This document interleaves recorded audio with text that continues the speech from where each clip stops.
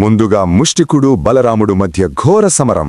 ముష్టికుడు ప్రతిసారి పట్టుకోవాలని ప్రయత్నిస్తాడు, కాని బలరాముడు వడివేగంతో తప్పించుకుని చివరికి ఒక ఘోర ముష్టిఘాతమిస్తాడు. ఆ దెబ్బకు ముష్టికుడికి చుక్కలు కనిపిస్తాయి. అతడు అక్కడికక్కడే కూలిపోతాడు.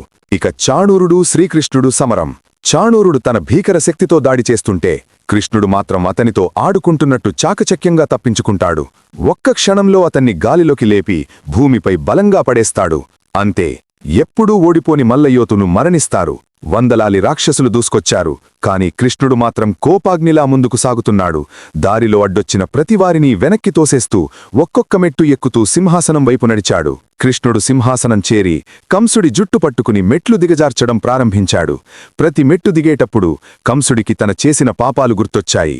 ఇక కంసుడికి స్పష్టమైంది, నా అంతం సమీపించింది.